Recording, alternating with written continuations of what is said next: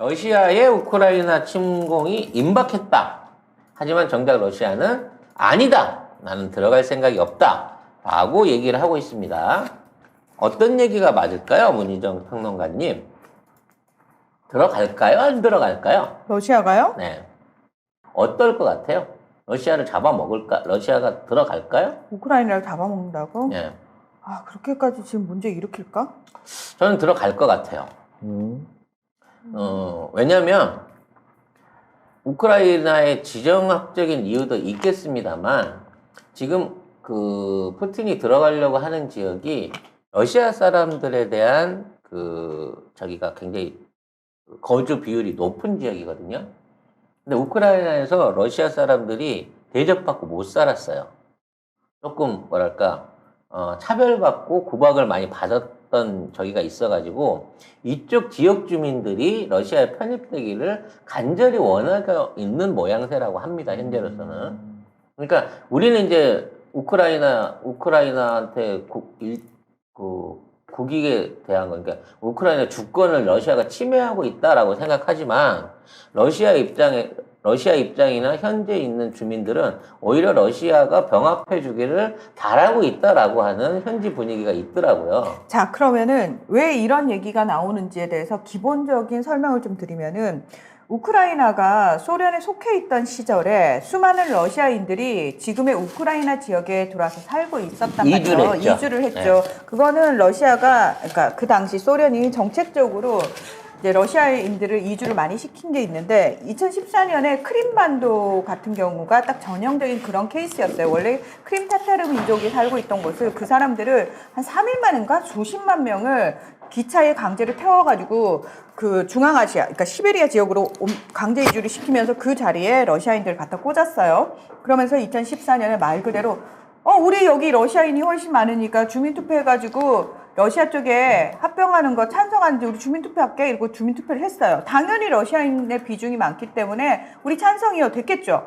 그러고 나서 그 다음날 바로 그 지역의 주지사가 갖다 바쳤어요. 그래서 그렇게 크림반도를 먹었단 말이죠. 지금 송 작가님이 얘기하는 지역은 어디냐면은 러시아하고 우크라이나가 국경을 맞대고 있는 돈바스 지역이라는 곳이 있습니다. 당연히 여기도 러시아인의 비율이 훨씬 높습니다. 근데 이미 그 전부터 러시아가 무슨 짓을 했냐면은 여기에 러시아인들을 대상으로 이제 우크라이나에 대항하는 이제 반군 조직을 지원을 많이 했어요. 친러시아 반군 조직을 지원을 많이 했을 뿐만 아니라 이미 경제적인 부분까지도 러시아가 다 잠식을 한 상황입니다. 그 돈바스 지역은 러시아의 경제적 지원이나 경제 협력 없이는 살아남을 수 없는 지경까지 이미 다 먹은 상태예요. 그래서 사실은 우크라이나 입장에서는 그냥 자치 지역으로만 머물러 줘도 참 좋겠다라는 생각이 드는데 러시아 입장에서는 그게 성에 안 차는 거죠. 그리고 만약에 크림반도 때처럼 우리 그런 거 다 필요 없고 여기 지역 주민들 투표해가지고 러시아로 우리가 넘어갈 것인가를 결정할게 해버리면은 당연히 러시아로 편입될 수밖에 없습니다. 우크라이나 정부는 그걸 계속해서 막기 위해서 우크라이나 정부군하고 친러 반군 조직하고 교전을 수년째 벌이고 있었던 거고요. 그걸 막기 위해서 서방의 유럽 서방 국가들이 계속해서 러시아한테 그거 하지 말라고 얘기를 해왔던 건데 지금 우크라이나 침공 시나리오를 짠다라는 건 뭐냐면은 그 지역은 당연히 먹는 것일 뿐만 아니라 정말 말 그대로 우크라이나 전역을 러시아의 영향권 아래에 둘 것인가의 문제를 놓고 본다면 러시아가 우크라이나 전역을 먹을 수는 없다고 생각을 해요. 왜? 그거는 서방 국가 입장에서도 결코 원하는 바가 아닙니다. 근데 지금 그렇다면 어느 정도 수준이냐? 서방 국가 입장에서 러시아가 저렇게 나온 정도면 아마도 그냥 돈바스 지역 정도를 넘겨주고 가는 때가 근데 나머지는 놔뒀으면 좋겠어 라는 이걸로 합의가 되고 있는 것 같아요. 근데 우크라이나 정부 입장에서는 아니야 우리 그거 싫거든 이러면서 계속해서 우크라이나 침공 시나리오가 나왔다부터 시작해서 우크라이나 쪽에서도 계속 정보전을 하고 있는 거예요. 언론에 흘리면서 언론 플레이를 하고 있는 거예요. 동네 사람들 이거 보세요. 지금 러시아가 우리를 먹으려고 해요. 이러면서 국제사회 여론을 만드는 이유가 뭐냐면 이거는 서방 국가가 러시아와 물밑에서 혹시라도 그런 협상을 할 것에 대해서 우려를 하고 있기 때문에 굉장히 많은 언론전을 하고 있다라는 겁니다. 자, 문제는 미국이 여기에 적극적으로 개입할 의사를 못 보이고 있어요. 왜냐면 이제 뭐 여러 가지 가능성이 있죠. 바이든이 안 맑아서 그럴 수도 있고, 또는 우크라이나 그 정치에 관여했었던 전력이 있기 때문에 그게 껄끄러울 수도 있어요. 이게 나중에 이슈화 되는 게. 그리고, 애초에 미국은 우크라이나 자체를 내주고 다른 쪽으로, 뭔가 이렇게 다른 제안을 서로 물밑에서 주고받았을 수도 있습니다. 그러니까 지금 당장은 나토를 움직일 수 있는 건 미국인데, 미국이 안 움직임으로써 유럽이라는 이런 국가들이 직접적으로 여기에 영향을 미쳐주기를 바래요. 근데 문제는 지금 러시아가 가스관을 쥐고 있단 말이에요. 그리고 이 가스관을 쥐고, 중동에서도 지금 못 건너오게 막고 있는 상황인 거고, 유럽으로 공급되고 있는 가스관을 쥐고 가격을 오르락 내리락 하면서 가스관을 가져가면서 협박을 하고 있기 때문에, 가뜩이나 코로나로도 국내 정세가 안 좋은데, 여기에 참전하죠? 참전하면 가스관 완전히 막히죠? 그리고 코로나 부분 해결 안 되죠? 그리고 단기간에 러시아하고 무력 충돌을 한다고 했을 때 이게 사상자가 얼마나 날지도 알 수 없는 부분이죠. 이래저래 봤을 때는 굳이 손을 대기 싫은 거예요. 유럽 입장에서는. 손을 대기 싫지만 사실 손을 댈 수밖에 없는 게 뭐냐면 아까 제 질문 중에 그러면 나토하고 폴란드 같은 나라의 입장은 어떠냐라고 얘기했는데 폴란드는 굉장히 반러시아 기류가 강한 나라입니다. 지금 그 서방의 유럽 국가들이 함부로 우크라이나에 대해서 뚝 떼주자라는 말도 못하는 이유가 뭐냐면은 만약에 그런 상황이 벌어지잖아요. 그러면 이 동유럽 국가들, 중유럽 국가들 다 넘어가요. 이 국가들이 딱 이렇게 얘기할 겁니다. 겉봐. 유럽의 서방 국가는 어차피 지들 나라 아니면 이렇게 지켜줄 생각 없어. 우리가 그래서 우리가 유럽연합에 소속돼 있지만 유럽연합을 못 믿겠다고 얘기를 하는 거야. 이러면서 아마 난리가 날 겁니다. 폴란드, 헝가리부터 시작해가지고 그 나라들이, 유럽연합 내에서 분란을 일으킬 게 뻔합니다. 그게 또 하나의 명분을 대주는 거거든요. 그래서 지금 그 독일이라든지 프랑스 같은 유럽 국가들은 정말 골치가 아파요. 왜 골치가 아프냐면은 이거를 넘겨주기도 그렇고 이게 계속 러시아가 이 난리를 치는데 그래서 지금 러시아 쪽에서는 일단 초안을 제시를 했어요. 이거 받을 거야 말 거야 라고 초안을 제시했는데 그 초안 안에는 뭐가 있냐면은 일단 우크라이나 나토 가입시키지 마. 그리고 우크라이나에 배치해놓은 전략 무기들 다 빼. 이거예요. 요 두 가지예요. 근데 이걸 러시아 쪽에서 먼저 제시를 했기 때문에 유럽에서는 이 정도면 받아도 될 것 같은데 라는 눈치를 보고 있지만 중요한 건 그럼 우크라이나가 싫어해. 그렇지. 우린 죽어도 우리 땅 못 내놔. 이런 거거든. 그럴 뿐만 아니라 일방적으로 러시아의 조건을 다 받아들이는 모양새가 되잖아요. 그러니까 이제 유럽은 그런 거지. 그 모양새를 다 만들면 안 돼요. 먹히는 거보다 니네 그거 저 5분의 1도 안 되는데 거기서 사람들도 다 싫어하잖아. 그냥 떼주지? 이런 식으로 나는 강제로 우크라이나를 떠밀 것 같아요.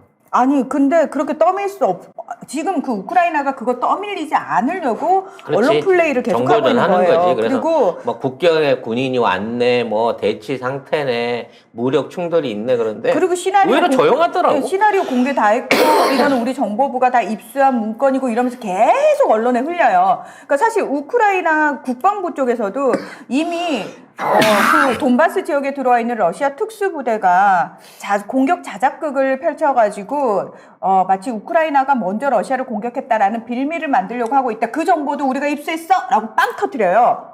빵 터뜨리니까 바로 그 당일날 미국 백악관이 부랴부랴 우리 그 정보 입수했어 라고 발표를 하거든요. 이건 뭐냐면은 지금 우크라이나 입장에서도 이건 밑자의 본전이야. 우리 여기서 밀릴 수 없어. 이러면서 계속 퍼뜨리고 있는 거예요.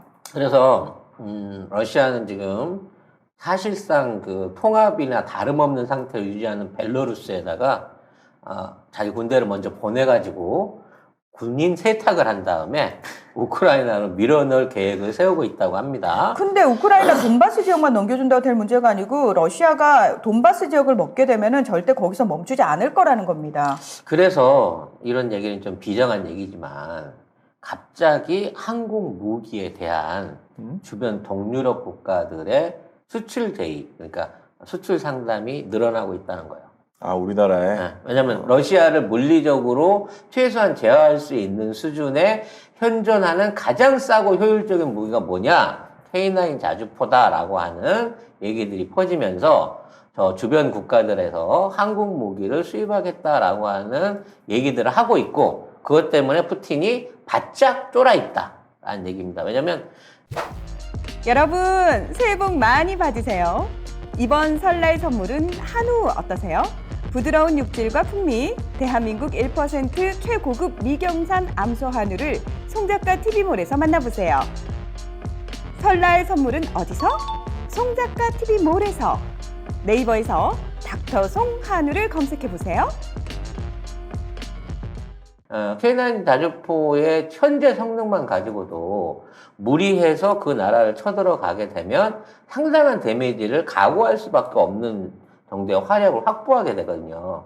그래서 폴란드도 K9 자주포 K2 전차를 조속하게 도입하는 방안을 하고 있고 지금까지 이제 러시아 눈치 보면서 무기 보강을 안 하고 있던 주변 국가들이 한국 거는 정치적으로 좀 덜 눈치를 봐도 되니까 이런 무기들 도입을 통해 갖고 자위력을 얻으려고 하는 시도를 하고 있다. 그리고 그 배경 하에서 영국이 고군분투하면서 지금 우크라이나의 편을 들고 있다라고 합니다. 그래서 영국이 우리 자주포를 수입해가지고 개조해서 유럽 지역에 팔려고 하는 것도 아마 이런 방식으로 주변 국가들의 무장력을, 안보력을 높여주기 위한 제안이 아니었을까라고 얘기가 되는데 사실 이제 영국이 지금 셧다운 상태이기 때문에 공장을 제대로 돌릴 수 있는 입장이 아니잖아요. 근데 이제 그것도 다 풀어버린다던데요. 그러니까 뭐 이제 죽든지 말든지 말든지 일단은 까고 가는 건데 그럴 만큼 더 이상 셧다운해서 경제를 견딜 수 없다는 얘기고요. 그래서 영국이 생산하기 전에 라이센스 생산이 이루어지기 전에 우리나라의 자주포들을 먼저 선입하는 방안들을 고려하고 있을 만큼 이제 일촉즉발의 눈치를 보고 있는 거예요. 그래서 이제 저희 그 멤버십 방송에서 설명을 드립니다만 팽창국들 주변에 있는 이런 주변국들이 자위적인 활동을 하기 위해서 어떻게든 그 안보 능력을 키우지 못하면 결국은 큰 나라한테 안 잡혀 먹어도 주변에 비슷한 사이즈의 다른 나라한테 잡아먹히게 돼 있어요. 그래서 결과적으로는 벨로루스와 우크라이나의 대리전으로 확대될 가능성도 있다라는 점을 고려를 좀 하면서 사태를 꾸준히 지켜봐야 될 것 같습니다. 근데 저는 지금 러시아가 훨씬 더 유리한 위치에 있다. 그리고 러시아가 원하는 거를 얻어낼 수 있는, 그러니까 미국이 힘을 못 쓰고 있고, 나토가 분열돼 있고, 그 다음에 유럽 연합들도 참전을 꺼리고 있는 상황이라서 결과적으로 시간이 지나면 지날수록 러시아의 유리한 방향으로 풀려가지 않을까라 생각을 해봅니다. 이제 군대 들어가면 끝이에요. 더 이상 얘기 못 할 겁니다.